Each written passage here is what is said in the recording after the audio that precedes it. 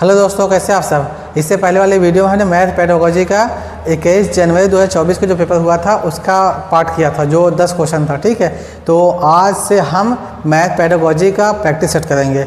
इससे पहले भी हमने मैथ का 5 प्रैक्टिस सेट किया है और उससे पहले हमने मैथ का बेसिक कॉन्सेप्ट और हर एक टॉपिक का जिसका भी हमने बेसिक कॉन्सेप्ट बताया, जैसे कि आपका ज्योमेट्री हो गया, मेंसुरेशन हो गया, पॉलीहेड्रॉन हो गया, इस सब का बेसिक कॉन्सेप्ट भी बताया। बेसिक कॉन्सेप्ट के बाद हमने हर एक टॉपिक का 10 क्वेश्चन किया है, जो कि हमने अलग से अपने यूट्यूब चैनल पर प्ले लिस्ट बनाकर अपलोड किया हुआ है। आप लोग वहाँ से देख सकते हैं। आप लोग मेरे चैनल पर नए हैं तो आप सबसे रिक्वेस्ट है कि आप लोग मेरे चैनल को सब्सक्राइब करिए, वीडियो को लाइक करिए, अपने दोस्तों को भी शेयर करिए। तो चलिए स्टार्ट करते हैं मैथ पेडागोजी का question number first, practice set first. ठीक है, हाँ देखिए, क्वेश्चन नंबर फर्स्ट दिया है कि गणित सारा संग्रह is the work of which of the Indian mathematics.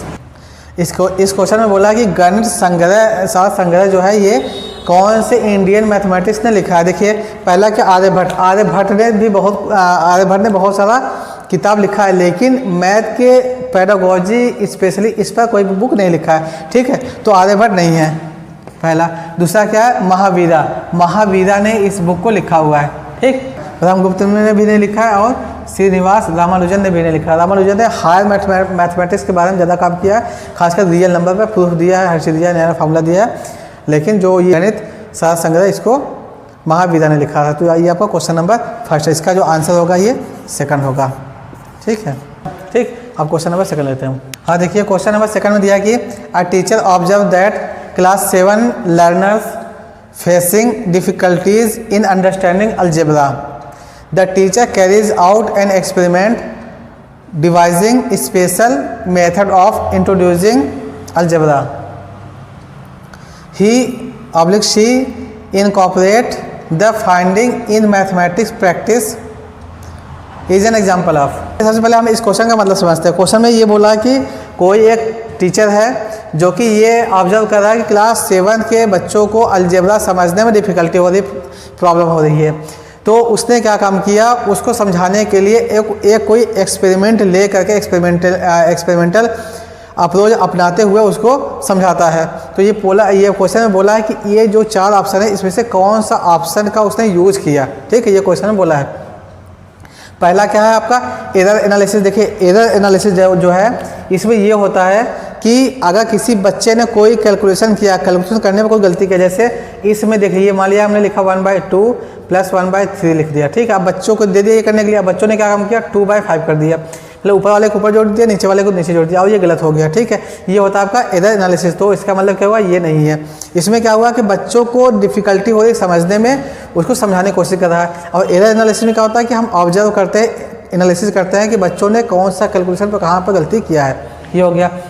दूसरा क्या है, एक्सपेरिमेंटेशन इन टीचिंग। देखिए, एक्सपेरिमेंट इन टीचिंग में क्या होता है कि जैसे हम कोई एक्सपेरिमेंट करके उसमें क्या फिजिकली इन्वॉल्व होते हैं, करके चीज़ों को सीखते हैं। जैसे एग्जांपल के तौर पर अगर हमको क्या करना है कि बच्चों को ये बोलना है कि पाइथागोरस थ्योरम का हमको प्रैक्टिस करना है, तो बच्चे क्या काम करेंगे, मान लिया कि ये बच्चों ने 3 स्क्वायर बनाया, एक स्क्वायर ये बना दिया, दूसरा स्क्वायर कुछ इस टाइप को बना दिया।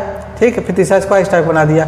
इन 3-4 स्क्वायर को बनाकर उसने एक्सपेरिमेंट करके देखा, इसका लेंथ ले करके, लंबाई चौड़ाई ऊंचाई सब लेके बनाया। तो उन्होंने देखा जो पाइथागोरस थ्योरम है इसका प्रैक्टिकली उसने करके देख लिया।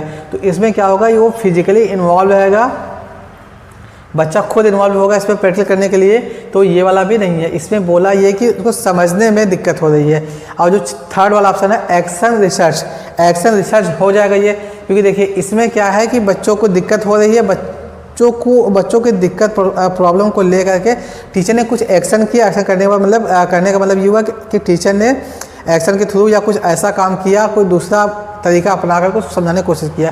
तो यह जो आपका थर्ड वाला ऑप्शन है यही सही है। और जो चौथा वाला है इंडक्टिव अप्रोच भी नहीं होगा। उम्मीद करता हूँ आपको क्वेश्चन नंबर सेकंड भी समझ में आ गया होगा। आप क्वेश्चन नंबर थर्ड लेते हैं। हाँ देखिए, क्वेश्चन नंबर थर्ड में दिया है कि according to the Van Hiele's level of development of geometrical thinking which of the following relationship represent level 2 relationship. देखिए, क्वेश्चन में ये बोला है कि जो देखिए वैन हेले ने किसी बच्चे के ज्योमेट्री के अंडरस्टैंड के लेवल को उन्होंने 5 लेवल में दिया था। पहला जो था 0 लेवल था, फिर 1 लेवल, फिर 2, 3, 4, ये सब लेवल दिया था उन्होंने। ठीक है, तो उसमें से बोला कि ये जो 4 स्टेटमेंट दिया हुआ है, इस चारों स्टेटमेंट में से कौन सा लेवल 2 को रिप्रेजेंट कर रहा है, शो कर रहा है। ठीक, देखिए जो पहला है इसमें दिया कि a child can classify various shapes that look similar. तो जो बच्चे होते हैं वो जितने भी फिगर्स होते हैं सबको सिमिलर मानते हैं, सिमिलर समझ रहे हैं। ठीक, तो ये जो लेवल था आपका, ये 0 लेवल था। ये वेन हेले के अकॉर्डिंग ये आपका जीरो लेवल में, जब बच्चा ज्योमेट्री को देखता है तो उसको हर एक फिगर एक ही जैसा देखने में लगता है। ठीक है, ये बच्चे का बिल्कुल बेसिक या 0 level of understanding of geometry होता है, ये पहला। और इन्होंने बोला है सेकंड वाला, तो ये आपका पहला वाला नहीं होगा। ठीक, ये तो 0 लेवल हो गया। सेकंड क्या देखिए, जो सेकंड है इसमें दिया कि a child identifies and classifies shapes based on properties, कि उसकी प्रॉपर्टीज़ क्या है। जैसे 4 साइड है तो आपका एक क्वाड्रिलेटरल होगा। ठीक, ये बोला है कि उसके प्रॉपर्टी किससे पहचान रहा है, उसके शेप से पहचान रहा है। और क्या है, and not based on size और ओरिएंटेशन, उसके साइज से वो पहचान नहीं पा रहा कि छोटा है बड़ा है, सिमिलर है या फिर कांग्रुएंस है, ये नहीं पहचान पा रहा। बस उसको देख करके, उसके शेप को देख कर पहचान पा रहा कि 3 साइड है तो ट्रायंगल होगा, 4 साइड है तो क्वाड्रिलेटरल होगा, 5 साइड है तो पेंटागन होगा। तो इस टाइप का खाली पहचान पा रहा है उसको शेप को देख करके, लेकिन उसके साइज को देखकर पहचान नहीं पा रहा। तो ये जो होता है आपका, ये लेवल सेकंड है, सॉरी ये आपका लेवल फर्स्ट है।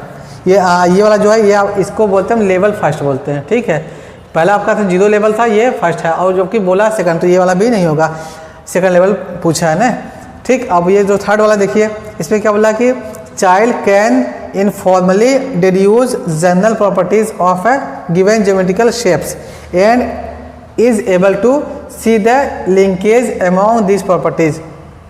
देखिए थर्ड में क्या बोला है कि कोई बच्चा है वो इनफॉर्मली वो देख करके ये डिड्यूस कर सकता है किसी भी ज्योमेट्रिक प्रॉपर्टीज। जैसे मान लिया कि हमने उसके सामने 2 ट्रायंगल रख दिया, दोनों ट्रायंगल का जो साइड है उसका अलग अलग लेंथ दे दिया। ठीक है, तो वो देखकर ये पहचान पाएगा कि ये जो ट्रायंगल है कौन सा स्केलर ट्रायंगल है, कौन सा आइसोसेलेस ट्रायंगल है, कौन सा इक्विलेटरल ट्रायंगल है, या कौन सा ऑब्ट्यूज है, कौन सा, इस टाइप का जो प्रॉपर्टी पहचान पा रहा है उसके बारे में ये बोल रहा है क्वेश्चन में। ठीक है, informally deduce general properties of the given geometrical shapes and is able to see the linkage among this properties. और ये आसानी से देख सकता है कि इन प्रॉपर्टीज के बीच में क्या लिंकेज है, क्या लिंक है एक दूसरे से। ये आपका जो होता है ये लेवल 2 होता है। ठीक, और क्वेश्चन में लेवल 2 ही बोला है तो इसलिए ये वाला आपका ऑप्शन सही हो जाएगा। अब फोर्थ वाले की बात करते हैं। फोर्थ में क्या दिया है, a student can follow the deductive axiomatic system of the geometry. ये जो है होता है आपका ये लेवल 3 होता है। ठीक है, तो ये वाला भी नहीं होगा। तो ये आपका जो थर्ड वाला है, थर्ड पार्ट है, ये आपका आंसर होगा। तो उम्मीद करते हैं आपको ये क्वेश्चन नंबर 3 भी समझ आ गया होगा। अब हम क्वेश्चन नंबर 4 लेते हैं। क्वेश्चन नंबर 4 में दिया कि which of the following statement are true for the argumentation in mathematics classroom. देखिए क्वेश्चन में ये कह रहा है कि मैथमेटिक्स की क्लास में कौन सा आर्गुमेंट इसमें सही है। ठीक है, और ये 4 ऑप्शन दिया हुआ है। पहला ऑप्शन क्या है, it can be understand as a line of reasoning that intends to show or explain why a mathematical result is true। सही बात है। देखिए जैसे अगर हम पढ़ाते हैं मैथ पढ़ाते हैं तो क्लास में अगर कोई भी आपका मैथ का कोई रिजल्ट आ रहा है, कोई आंसर आ रहा है, तो उसको हमको प्रूव करना होगा कि ये कैसे आ रहा है। ठीक है, तो जाहिर सी बात है क्लासरूम में अगर मैथमेटिक्स का क्लास है उसमें आर्गुमेंटेशन हो रहा है, मीन्स बच्चों को समझा रहे हैं या बच्चे क्वेश्चन पूछ रहे हैं, तो उसमें ये तो आता ही है, पहला वाला आ ही जाएगा। ठीक है, क्योंकि देखिए किसी भी क्वेश्चन को सॉल्व करने के लिए हम 2 तरीका अपनाते हैं, या तो लॉजिक के बेस पर सॉल्व करते हैं, रीजनिंग लगा कर सॉल्व करते हैं, या किसी फार्मूले का यूज करके सॉल्व करते हैं। ठीक है, तो ये जो पहला वाला बोला है कि ये जो है अंडरस्टैंड, ये क्या है, it can be understand as a line of reasoning that intends to show. और रीजनिंग का यूज करके हम शो करते हैं किसी चीज़ को, किसी भी मैथमेटिक्स के रिजल्ट को शो करते हैं। ये तो मैथमेटिक्स क्लास में होता है, पहला हो गया। दूसरा क्या है, mathematical argument might be formal और इनफॉर्मल। देखिए जब हम फॉर्मल की बात करते हैं तो फॉर्मल में जो आपका आता है शेप्स आता है या साइज आता है। इससे कोई भी हमको मान लीजिए ज्योमेट्री का कोई क्वेश्चन सॉल्व करना है, कोई ट्रायंगल, तो हम क्या करेंगे उसमें ट्रायंगल बना देंगे। ठीक है, ये फॉर्मल में आता है। और दूसरा जो इनफॉर्मल है, इनफॉर्मल के केस में ये आता है कि हम चीज़ों को लॉजिकली या रीजनिंग के बेस पर सॉल्व करते हैं। एक्चुअली जो इनफॉर्मल है वो आपका फॉर्मल पर ही डिपेंड है, ठीक है। इसमें हम लॉजिक के बेस पर, रीजनिंग के बेस पर सॉल्व करते हैं और इसमें हम शेप्स है, उसका साइज है, उसको समझते हुए सॉल्व करते हैं। तो ये भी आपका मैथमेटिक्स क्लास में यूज होता है। थर्ड क्या है, it can also be a part of heuristic approach. देखिए ह्यूरिस्टिक मीन्स होता है टू सॉल्व होता है, इसका मतलब ये होता है टू सॉल्व होता है या फिर टू फाइंड होता है, टू डिस्कवर होता है, ठीक है। टू डिस्कवर करने का मतलब कि जाहिर सी बात है, कोई भी अगर क्वेश्चन दिया हुआ तो उसका डिस्कवर करना मतलब उसके आंसर को फाइंड करना होता है या आंसर को सॉल्व करके लाना होता है, ठीक है। तो ये भी आपका हो जाएगा। और जो डी वाला है इसमें it can not be use for teaching mathematics as argumentation important only for social science. ये तो गलत है कि आप मैथमेटिकल आर्गुमेंटेशन में सोशल साइंस का कहाँ यूज है। तो आपका जो डी वाला ये गलत है, बाकी ए बी सी तीनों सही है। अब इसमें देखते हैं कौन सा ऑप्शन सही है, ए और डी, ये तो गलत हो जाएगा। ए बी और सी ये वाला सही है, सेकंड वाला जो है ये सही है और ये थर्ड गलत हो जाएगा, फोर्थ वाला भी गलत हो जाएगा। तो ये आपका क्वेश्चन नंबर 4 भी हो गया। उम्मीद करते हैं आपको समझ में आ गया होगा। अब हम क्वेश्चन नंबर 5 लेते हैं। हाँ देखिए क्वेश्चन नंबर 5 में बोला है कि Martha says that the recipe for 1 kg cake requires for 4 teaspoons of butter. Martha ने ये बोला कि 1 किलोग्राम केक बनाने के लिए 4 टीस्पून में चम्मच, जो टी वाला चम्मच होता है वो 4 चम्मच बटर की ज़रूरत है, ठीक है। So she needs to put 2 teaspoons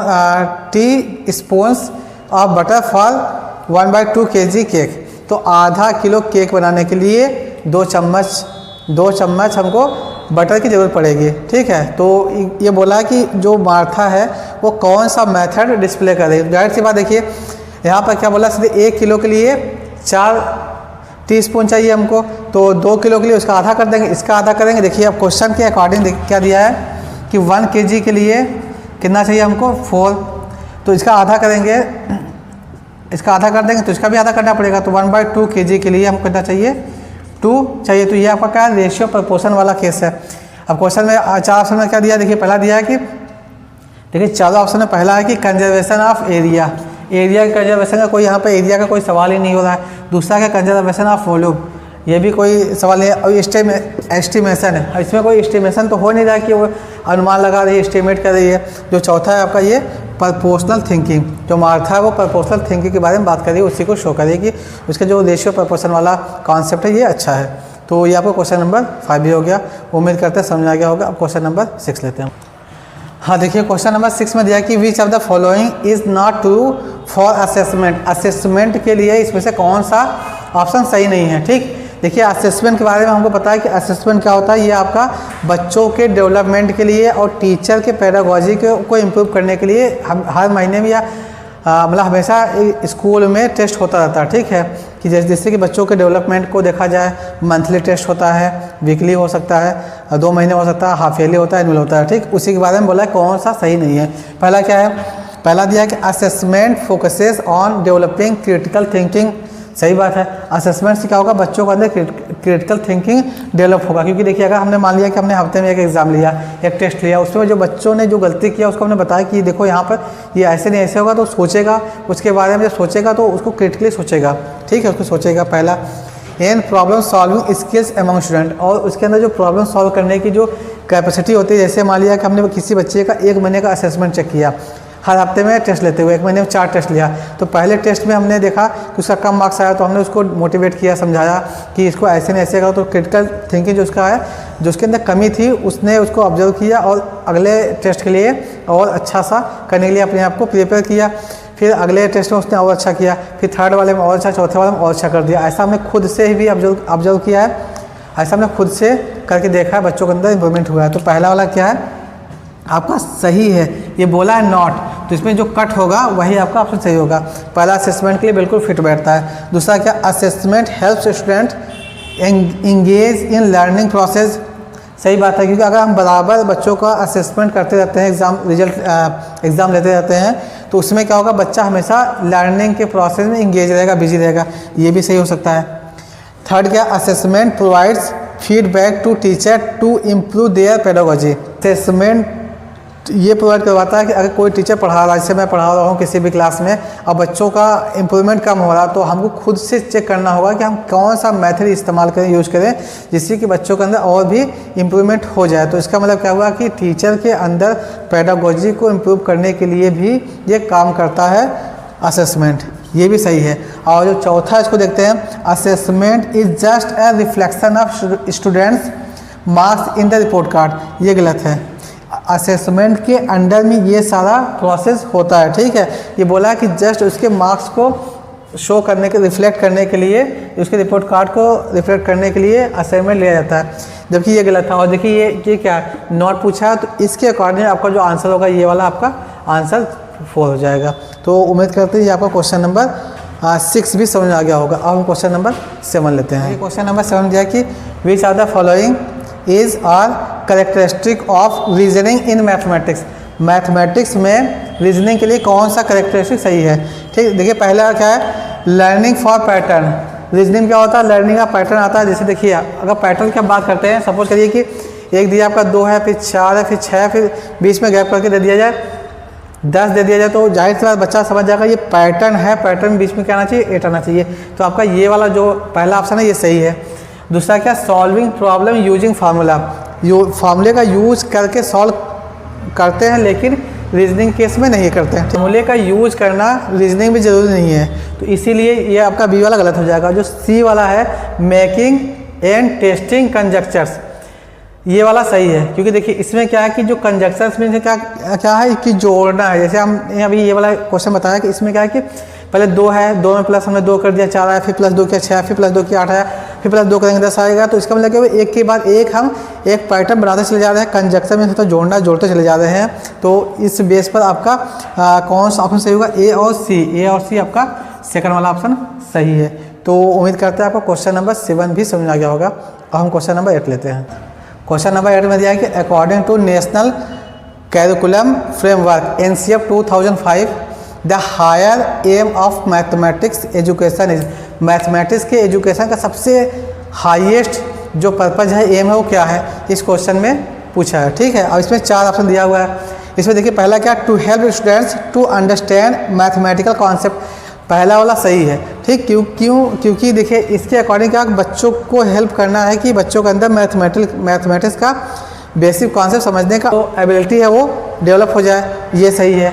दूसरा क्या है, to develop useful capabilities for employment के लिए भी उसके अंदर कुछ कैपेबिलिटी हो जानी चाहिए। मैथमेटिक्स सीखने का एक मकसद ये भी है।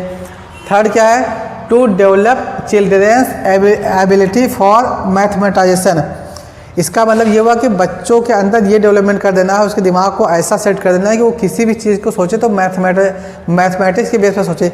मैथमेटाइजेशन मतलब ये होता है जैसे मैग्नेट होता है, जैसे मैग्नेटाइजेशन होता है कि अगर कोई मैग्नेट है, उस मैग्नेट को हम किसी लोहे के टुकड़े से रगड़ दे, थोड़ा सा रब कर दे, तो जो लोहा होगा उसके अंदर भी थोड़ा सा मैथमेटिक्स का गुण प्रॉपर्टी आ जाता है। तो अगर उस लोहे को हम किसी के पास ले जाएंगे तो हल्का सा वो दूसरे ऑब्जेक्ट को खींचेगा, लोहे को खींचेगा या किसी और चीज़ को खींचेगा। तो इसका मतलब क्या, तो वहाँ मैथमेटाइजेशन होता है। यहाँ पर क्या होगा, वही चीज़ कि बच्चों को ऐसा सिखाया जाए कि वो हर चीज़ को लॉजिक और रीजनिंग के बेस पर थिंकिंग करें, मतलब मैथमेटिक्स के अकॉर्डिंग सोचे। ये आपका सबसे हाईएस्ट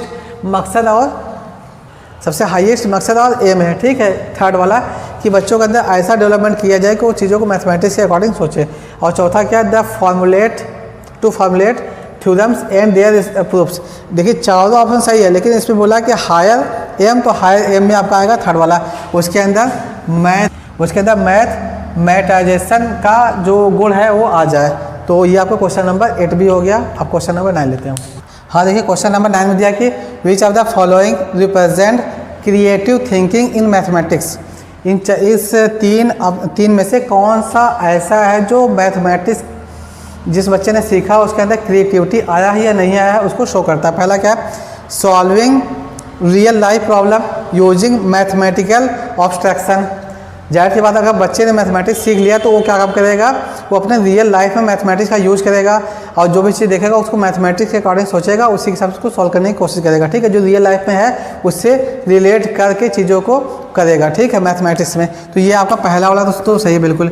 सेकंड क्या, finding alternate ways to solve problem, ठीक। अगर बच्चे के अंदर क्रिएटिविटी आई हुई है मैथमेटिक्स को सीखने पर तो क्या काम करेगा, वो किसी भी क्वेश्चन को सॉल्व करने के लिए अल्टरनेट मीन्स एक के बाद एक बहुत सारा तरीका अपना करके वो मैथमेटिक्स के प्रॉब्लम को सॉल्व कर सकता है। एक ए हो गया, बी हो गया।